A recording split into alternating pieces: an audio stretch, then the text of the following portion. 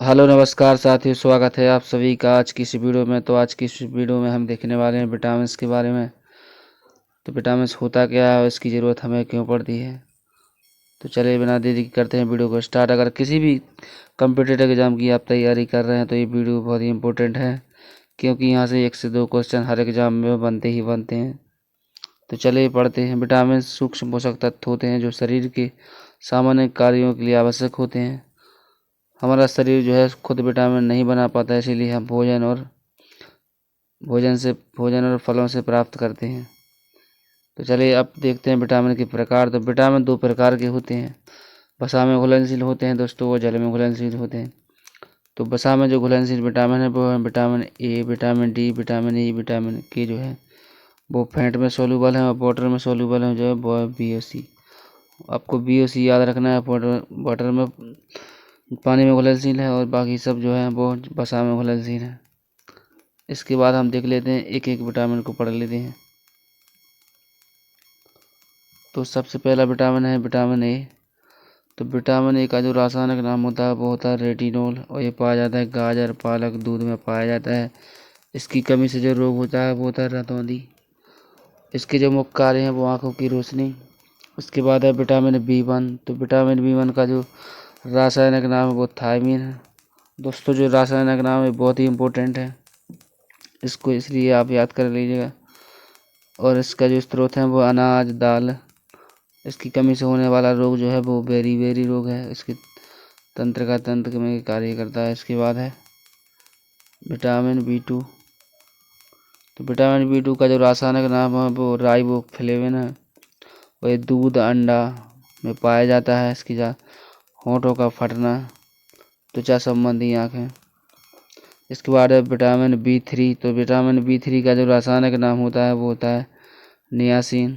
मूंगफली, अनाज और पेलेग्रा की इसकी कमी से रोग होता है, और मूंगफली अनाज में पाया जाता है। और इसका जो मुख्य कार्य होता है वो होता है चयापचय क्रिया।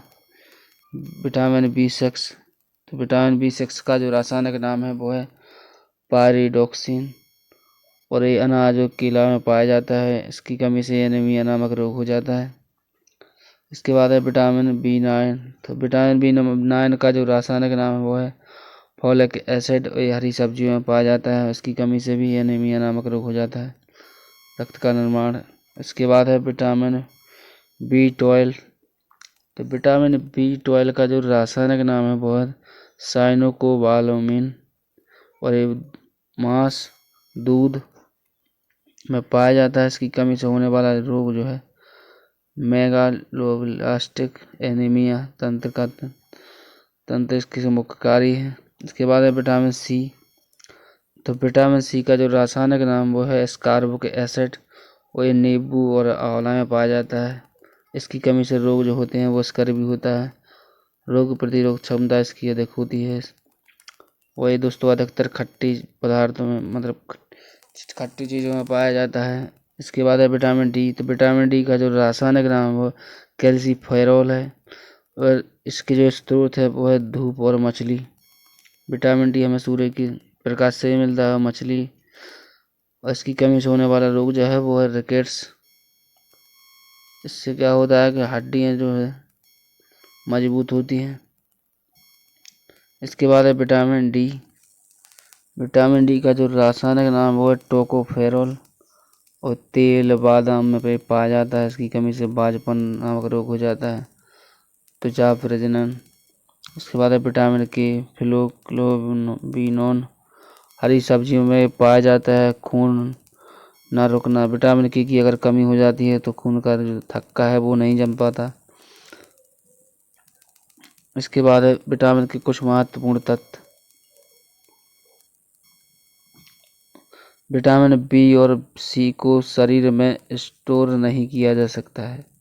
दोस्तों जो वाटर सोल्यूबल विटामिन होते हैं उन्हें हम स्टोर नहीं कर सकते हैं, इसीलिए नियमित सेवन जरूरी है। और विटामिन D सूर्य की किरणों से त्वचा पर स्वतः बनता है। उसके बाद है विटामिन A, E, K को अधिक मात्रा में लेने से विषाक्तता हो सकती है। और जो फैट सोल्यूबल विटामिन होते हैं दोस्तों, ये हमारे शरीर में काफ़ी दिनों तक रहते हैं।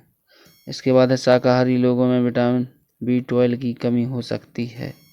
शाकाहारी जो लोग होते हैं उसमें विटामिन B12 की कमी हो सकती है।